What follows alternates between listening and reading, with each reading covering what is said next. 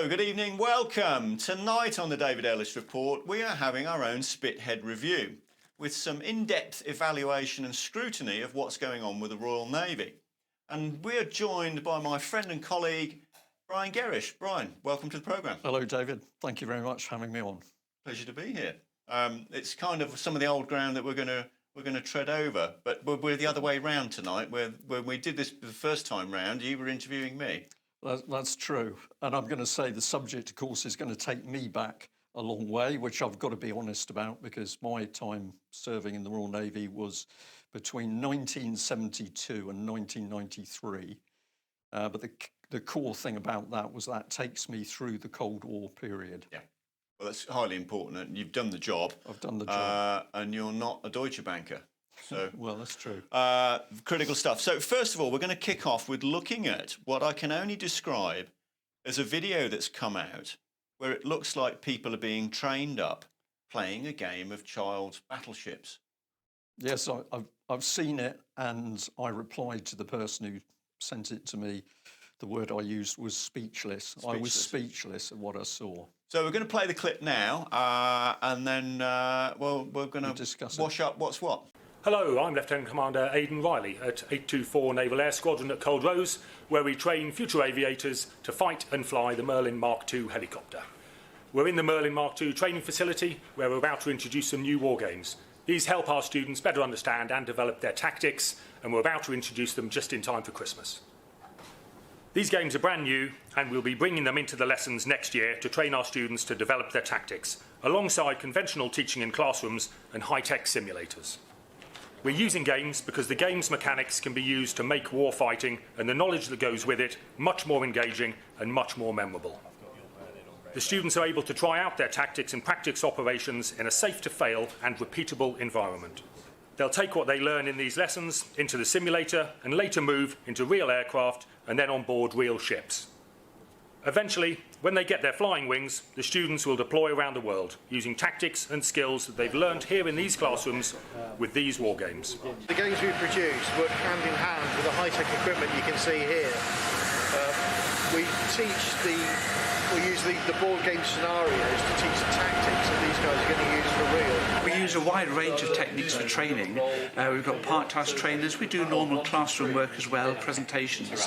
But when you want to really engage someone, I hear, I forget, I see, I remember, I do, I understand. And it's the doing part of the games where people really understand not just their own role within anti-submarine warfare, but also what the opposition side has and how they work with operational commands.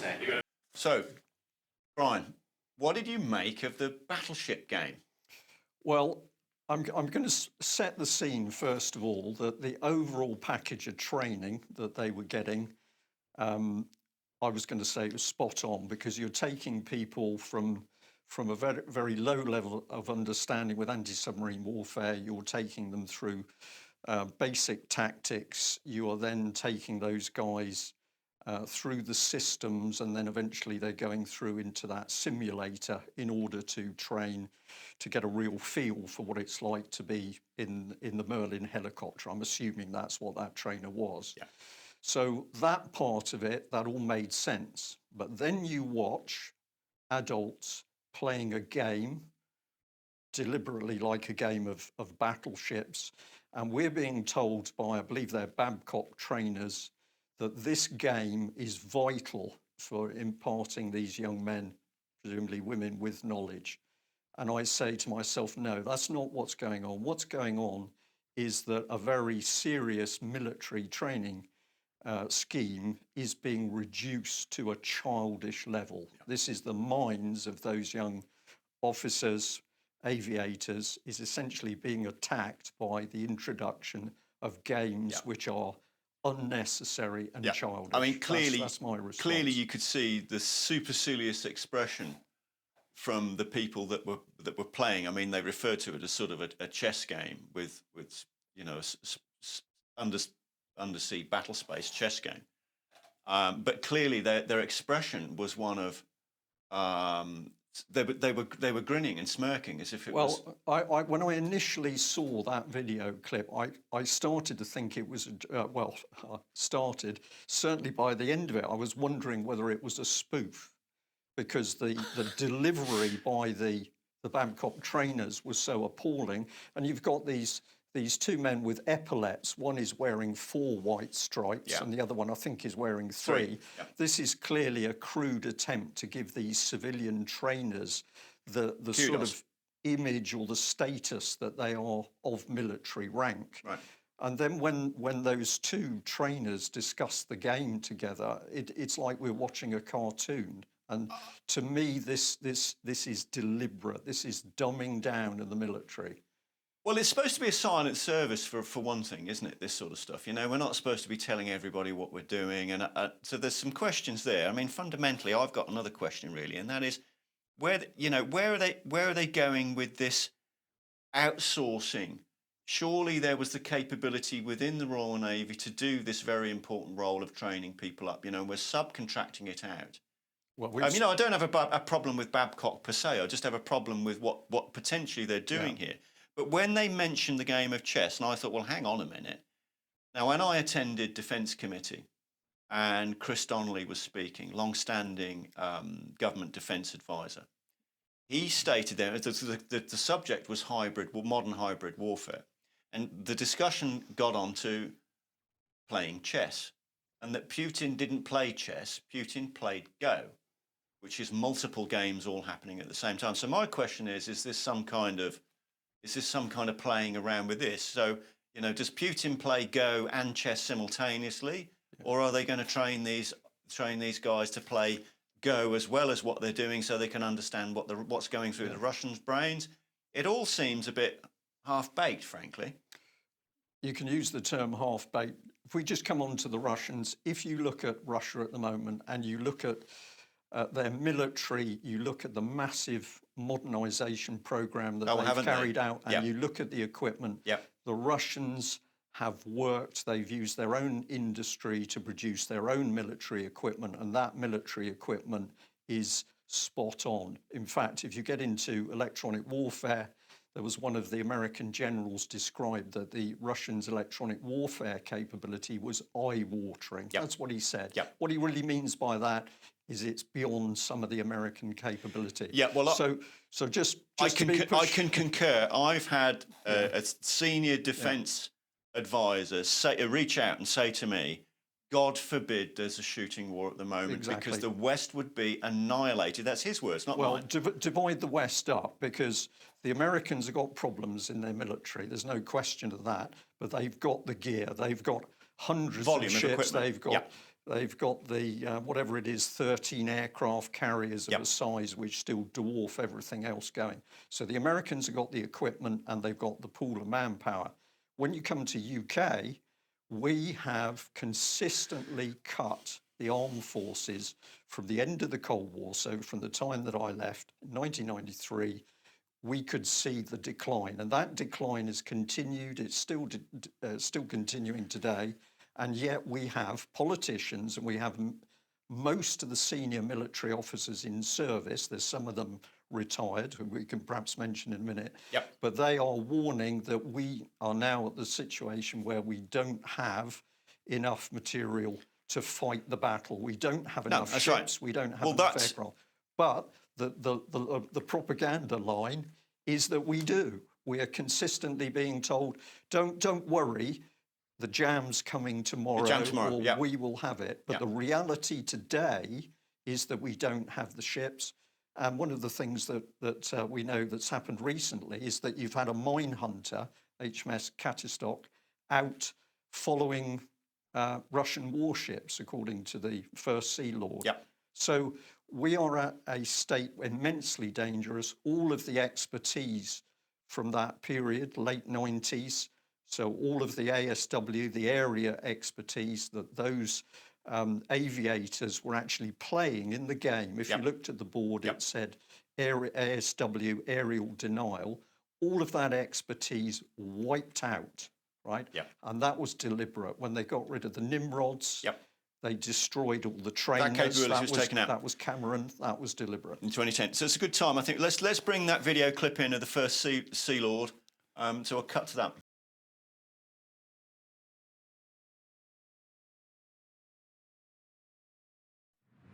I want to talk to you today about how we are responding as a service, your role, and how we feed into the defence effort to support the nation at this difficult time. Firstly, some things don't change.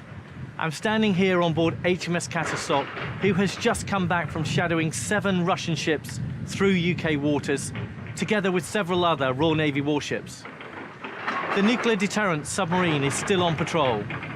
We have ships from all around the world, safeguarding our overseas territories, protecting our fisheries, ensuring the safe flow of goods around the world, and protecting our nation's interests. But we also need to do our bit for the rest of defence and the nation. We have 6,000 people preparing in all kinds of ways to support the government's response to COVID-19, from helping with hospital facilities to liaising with other government departments. 40 Commando are ready to deploy. We have Merlin helicopters from Culdrose providing medical lift in the southwest. And we have already had over 900 reservists volunteer for various roles. And all this activity is being mirrored by our sister services, who are just as busy on operations while dealing with events at home. We really are all in this together. And people are at the heart of this. We all have a duty to serve our nation at this time, but we must look after one another in what is still a very fast-moving situation. And so for those of you who have submitted your notice or are approaching the end of your engagements, but are concerned about going outside at this time, we have agreed various options for you to stay in the Royal Navy. Please talk to your career managers if this applies to you. We will let you know as things change, by email, through social media, and your chain of command. Most of you are now using the My Navy app. Keep checking this for the latest information, and please keep updating your status. In the meantime, keep delivering on all of our ongoing operations. We also need to force generate for the future, and we need to get ready for COVID-19 support operations. I have been delighted with the response from all of you so far. I know that these are challenging times for you and for your families, but you have stepped up in the way that the Royal Navy has always done. Thank you, and especially thank you to your families and loved ones for their support. As this continues, keep delivering for the nation. For all of us, this is the time to be the best leaders that we can possibly be, and also to be the best servants to the nation that we can be. Thank you for what you are doing, and thank you for your support. Brian, I found that really quite supercilious and quite cringeworthy from the first Sea Lord there. How did you... Well, what do you make of it? I would agree with that, but the other thing that makes me smile about this is that I can certainly say for half of my own career, so we'll say 10 years of my 21-year career, we were constantly seeing the senior military officers, the first Sea Lords, the senior admirals, making excuses for the fact that we didn't have enough ships, we didn't have enough men. And usually at Christmas time, a signal would come round the fleet, and people used to smile because it was sent out as a restricted signal, a message, and it would be pinned on all the notice boards in the ships and the naval establishments. And of course, it always said the same thing. I'd like to thank you all for working so hard. We have got problems with equipment. We've had gaps in manning. We can't fill all of the jobs. It was all a sop, because what they wouldn't do is stand up to be counted on the fact that the military, I can talk about the Navy, was being taken apart. And what do we see? Okay, it's a slicker video now instead of it's the same modus operandi. Yeah, but it's the same thing. This man is standing up and giving a sop to the fleet, while the reality is we haven't got the ships. Fighting capability is not there. The ships that we've got are not working. The Type 45s have been a disaster in the amount of time they've spent at sea. Yep. We know that recruiting is failing and people are leaving, and they're leaving because they don't like the new management style of the military, because it's almost become a school to some extent. And I'm very aware of the fact that as I talk, there are men and women serving in the armed forces out there, and they're doing some tough jobs. But this is not a criticism of them. It's not a criticism. This is the MOD and the government end. We're trying to protect the people who are going to do the sharp end job, Sure. because they're being let down Yep. in the provision of the gear and equipment. Well, we come back to, I mean, so there's been a lot of officers that I've been aware with, and you know, particularly with Sandy Woodward saying that we could no longer defend anything other than either end of the channel, and I would submit that we probably could not and are not even doing that as we speak, when we have revelations from another recently retired admiral saying that Britain does not have a secure maritime border or an offshore zone, so that we're not even doing that. So this kind of brings in where we had Admiral Lord West on the programme very recently, who was discussing the general sort of what on earth's going on with British, you know, with the government's defence policy, or a lack of it, that we're neither fulfilling a US Marine Corps style intervention force. We're not funding that and delivering the capability, and neither are we actually delivering on a home national defence force that would run on reservists. We're delivering neither. Yeah. So, you know, a woefully bad strategy and tactic. But now it does appear we've had a game-changing event in terms of policy, that there does now appear to be policy, but it's not actually clear to the public yet what's really going on. But critically, Lord West said that in this process we will see, and this is his take on it, a reduction of 5 frigates in the process while we wait for the new ships to come online. Yeah. So we would go from 11 or 12 frigates, and we reduce them by his reckoning 5. So if we went with that, Well, it's 15. I think the number of frigates at the moment is 15, right, according to the RM website. Okay. So we're dropping down to 10.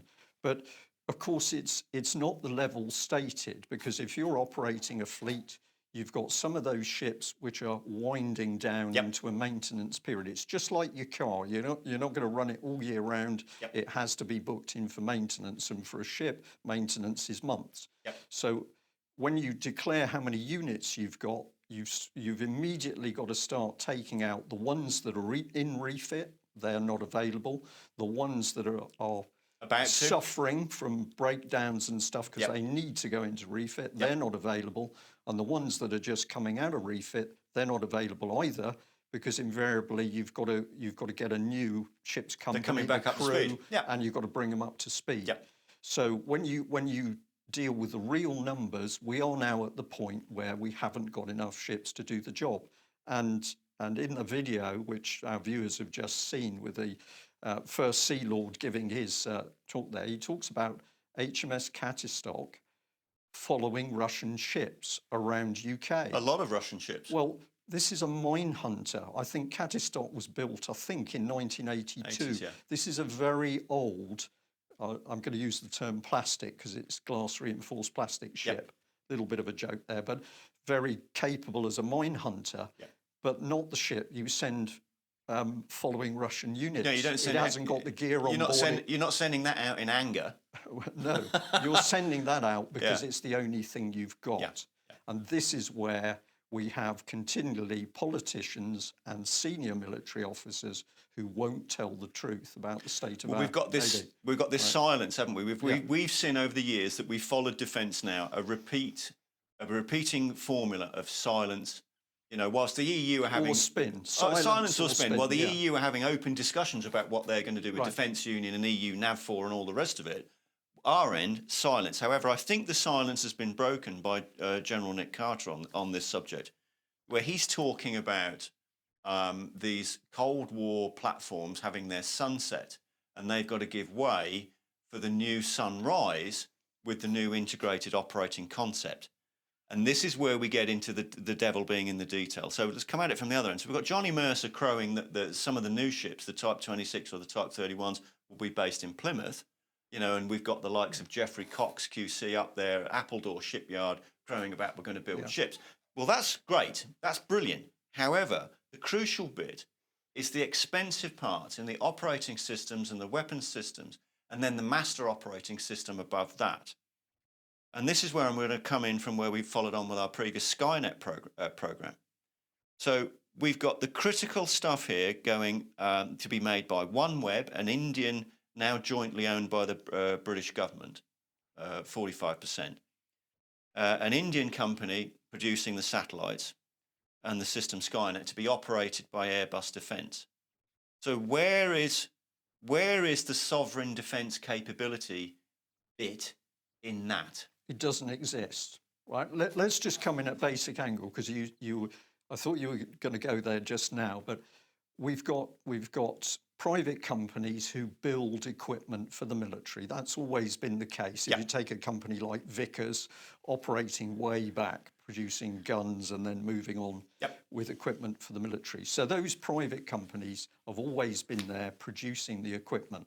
And initially, when the equipment's introduced, they assist in training so that the military can train its own people and get on with it. Yep. But once the gear's in service, a clear delineation between the military capability and those companies who've produced the equipment. They may, if there was a particular maintenance problem, they may come on board in order to give some help. That happened back in my days, and it's a very sensible thing, because the men who designed it, or the team that designed it, there's a lot of stuff to be handed over. Yeah, but in principle, once it's handed over, then the military is operating the equipment.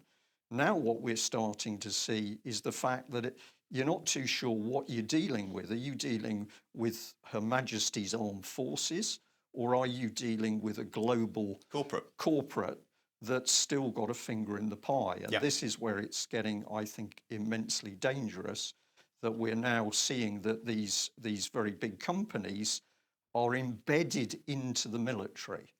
So if you say the Royal Navy is going to do something, are you actually talking about the Royal Navy, or are you talking about Serco, or are you talking about Babcock? Now we're not sure. And I think this is a critical thing. So, I mean, we'd had a bit of a look at Thales with their Tacticos system that will run, a squadron of ships, and then French system, and then potentially, expanding up from that into space, and then across whatever this multi-domain concept and this integrated operating concept is going to be.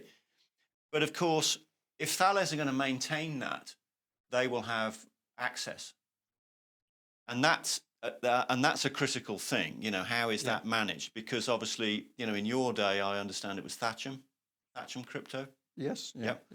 And then we've got this aspect of the EU in their defence union and their naval force, that they'll unify all the navies in Europe, are going to be using Thales Tacticos, I understand. So we're going to use the same system as they're using. So is there really any there's no technical difficulties there in them all doing the same thing? Yeah. Right. If you wanted to do that. Qualify this a bit. For people who don't understand how the system works, but if you've got ships at sea with all their sensors and weapon systems, principally the sensors, if we go back to the age where things started to change, and for that you've got to go back to the sort of very late 70s, early 80s. This is where computer systems were starting to come on board the ships. And when one ship wanted to talk to another ship, well, I'm talking about data, it was linked via a data link, which went over a radio system. Now, the initial quality system of that data link was called Link 11. That was an American system, and that would allow one warship to take its picture of what it could see, surface and subsurface and air, and transmit that picture to another warship. And it got to the stage where a warship could remotely target. It could choose a target which it couldn't actually see itself, but it could use the data link to identify where the target was. So this was the point when we're now leading through into the late 80s, excuse me, where more and more information is moving around all the time between ships. But in that early stage, the American system, Link 11, was the dominating one.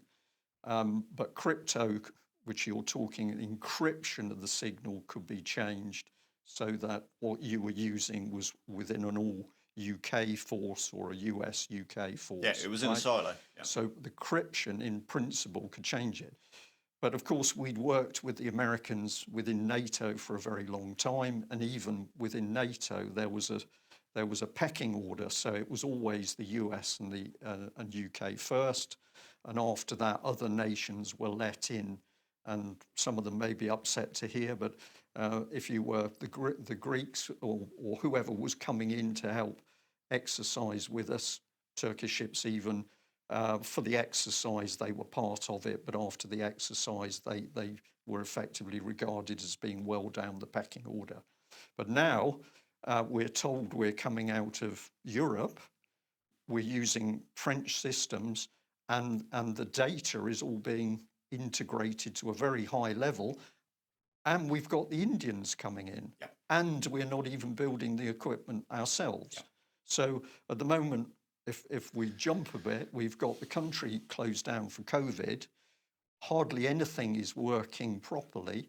We can't build stuff ourselves.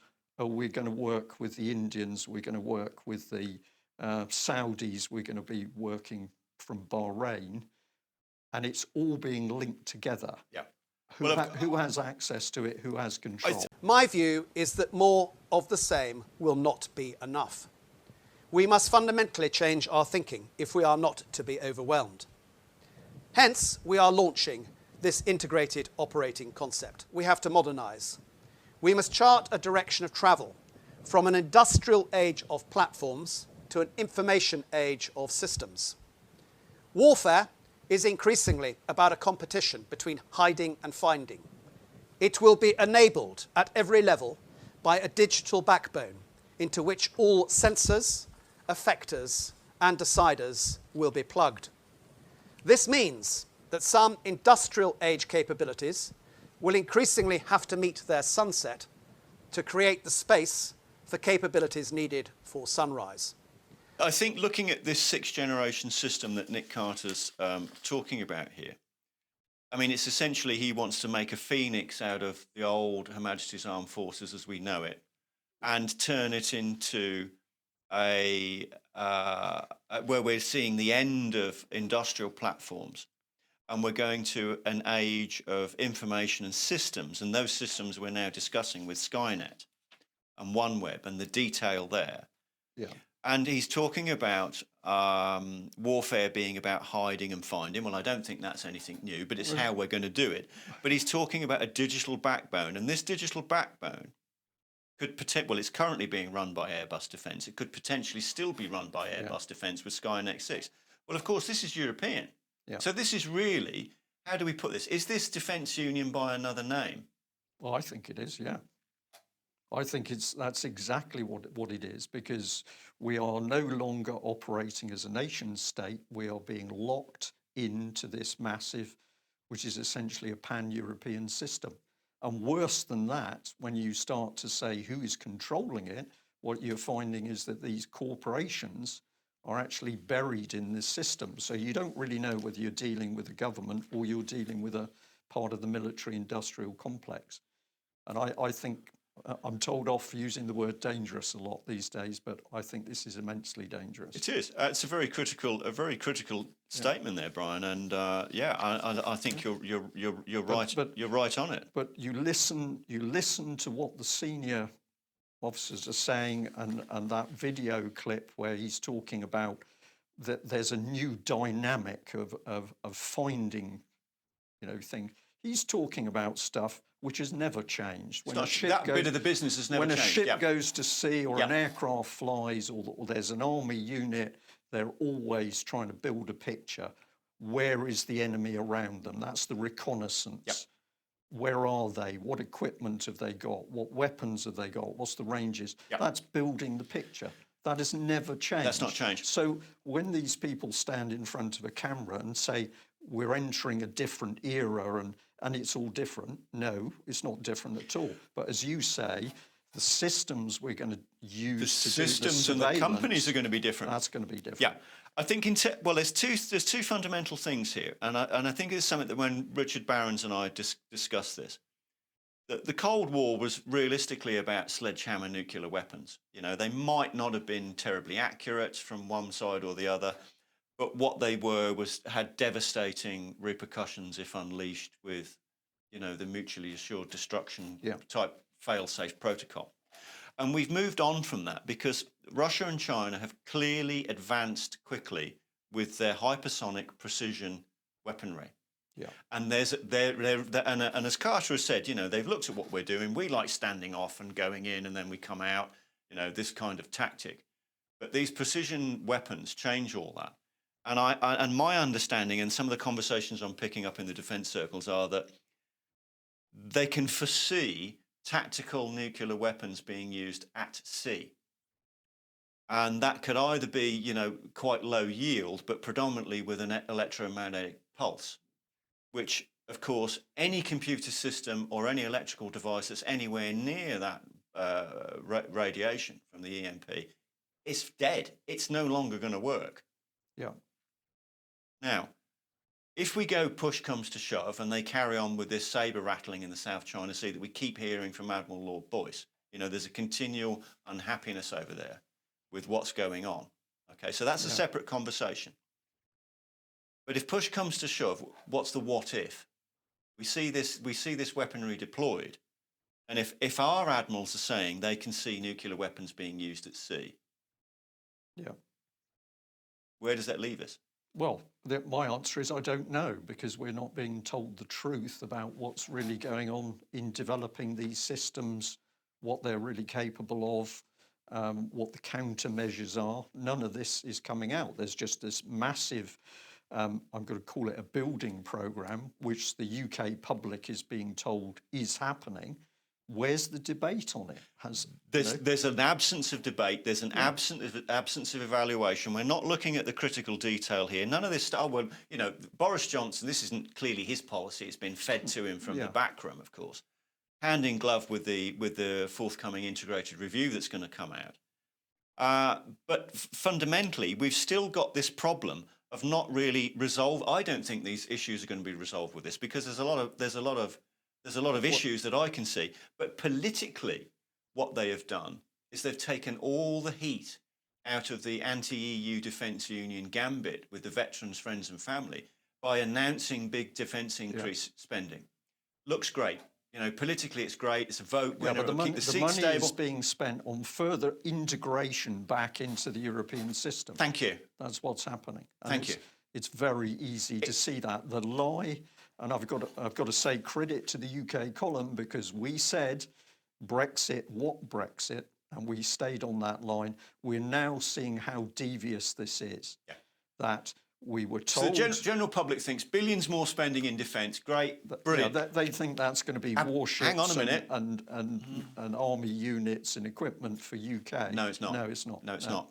Now, one of the things we've picked up on, so obviously the Mittal conglomerate that's manufacturing the satellites.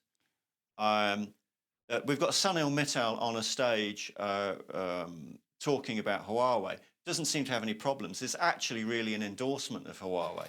And yet we've got Ian Duncan-Smith this end and the anti-China lobby, and we've got Richard Drax heading up a committee now in Parliament looking at foreign countries that are involved with our defence production and procurement and innovation. And this should be something that's coming to the front. Of course. But go somewhere really simple. If you don't produce steel, you don't produce anything. Well, where are you? And what has happened to our steel industry? It has been dismantled and principally given away to India. That was all carried out in plain sight, but the public didn't really understand what was going on. Yeah. So we get rid of the steel industry, we get rid of the ability to manufacture. We do produce some parts, we're told we can only produce it with the help of the French or the Germans. We're no longer capable of producing our own gear. This was also part of the attack to get us locked into the European Union project, and none of that has stopped. And which member of the Mittal family walked away from British Steel? You're going to tell me. I hope. Well, there you go. One of the Mittal family walked away. They literally, I think it was just a question of, here's the keys back and off we go. And off we go. Yeah. And that's it. And I think we can come back to Admiral Lord West, because this is a conversation I had with him about the steel that was being outsourced for the new production of submarines was coming from France. Yeah. Well, hang on a minute. We should be doing that. Of course we should, but go to steel production, and we had the shutting down of Sheffield Forge Masters, where we had world-leading technology absolutely grade one in metallurgy. That was all shut down, and of course Nick Clegg, now working for Facebook, Nick Clegg stood idly by while that was all dismantled. And of course it was the Kinnock family that got involved in the Tata Steel, because there was enough pressure in South Wales for Stephen Kinnock to actually, I think he did go over to India at one point to see whether he could save a few jobs. Well, so we were there for the scraps on the table as the steel industry was given away. Yeah, well, we can kind of close back to I mean, because obviously we keep hearing, a lot about Russia and China. And we can close back to India on this, because India has got a very advanced strategic space program. Yeah. They've got a very advanced communication, the satellite, obviously, because Mittal in there with his OneWeb company and all the other telecoms. But the other thing, it's not really known a great deal of, it's not debated or talked about in Britain a great deal, is that they've got their own, advanced nuclear weapons program. They've got ballistic missile program, and they've also got a program to produce sub-strategic ballistic missile submarines. Yeah. And nuclear attack submarines. Initially from the Russians, they were on lease loan from the Russians while they cribbed it all. But India is now forging ahead with producing its own equivalent to our Trident Vanguard submarine fleet. Yeah. And how are they able to do that? They're able to do that because they are, first of all, running a proper education system where they're training young people in the right qualifications to move through into design and production industries. We could argue, do you want them going into military? But we're here talking about military. It's a separate argument. Yeah. So they're training the youngsters, they're going through college and university, they're getting real qualifications, and then they are coming into Indian-owned research organisations and companies that are then building the thing. So what's making the difference? The Indian government is looking after India. Yep. What's happening in this country, and it's happened through Labour governments and Conservative governments, regardless, is that our ability to produce has been deliberately destroyed, taken apart and destroyed. And so we are to believe that in 2020, we're not really capable of producing any real thing. We're not able to produce an aircraft on our own. We can't really manage a warship on our own. Those new production of the Type 31s will be on a pan-EU basis because it's partnered with Krups. Yeah. So we come back to the same policy. Well, this country's being, David, this country is being taken apart. It is deliberate. You can now put the pieces on the board. If you want to play a board game, you can play the board game of how successive governments, and it doesn't matter the party, the agenda's been the same, have taken this country apart. And the ultimate status, where do they want to get us? They want to have this country a wreck on the edge of Europe, no jobs, no proper employment, people on minimum wages. And will we have a defence system, sort of, but that's actually going to be part of this very European integrated... It would be integrated with other outfits. And the corporatists. Yeah. And the corporatists. And the corporatists. So we are watching, I've got to say, treason in how our military structure is being taken apart. We can't defend ourselves because we can't build the equipment ourselves. We're reliant on other people. That's deliberate. And now what have we got? We've got units of the British Army, 77 Brigade, they haven't got enough work to do defending us against the Russians or the Chinese. They are spying on people who are prepared to warn about the government. Yeah, the hybrid warfare has gone from Syria and it's now domestic. Yeah. It poses so many questions as to what actually is the reality of British defence policy, but it's clearly not to operate on a national basis with our own national industry that would deliver timely goods in a sensible fashion to the military so they can get on with their job. It's a very much a pan-EU, pan-American operation. Yeah, closely tied in with the corporations, and we don't know what those corporations are actually doing. We don't know what they're looking at. So this is a situation where the public really need to start asking the questions. And they've got to get involved. And defence has got to come up the agenda, where we've been continually, where we vox pop the general public in any kind of election framework. It's always NHS seems to be at the top and defence is very much at the bottom. But unless we start getting that level up, where the pressure is going on the MPs, we're not going to see a change in this, because this is, from my point of view, I found that the lack of understanding. I mean, normally MPs would run from you when you wanted to talk about defence and industry. Yeah. Just, oh no, can't cope with that. But this has got to change. This mindset has got to change, and the public have... The public have got to stand up and be counted on this one. And it doesn't matter which MP, they've got to go for the MPs, they've got to stay on their cases, they've got to be asking them a question, they've got to put pressure on them. Because we might not like the idea of it, but at the moment we've got a government within a government.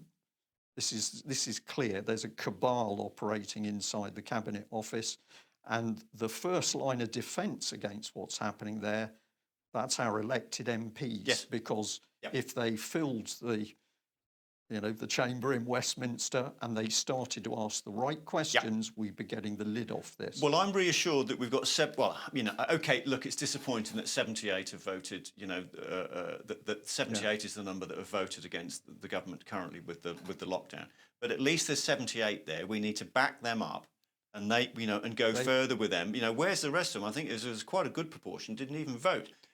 But there is at least a quorum there, and they need support. And they need support. People need to forget about the issue that a particular MP might have not done the right thing in other areas. My view is that if you see an MP starting to do the right things, we should be coming right in behind them and supporting them and giving them the praise and encouragement, because we all know it takes guts to actually stand up and speak out, and the MPs suffer from this as well. So when they do it, they need support.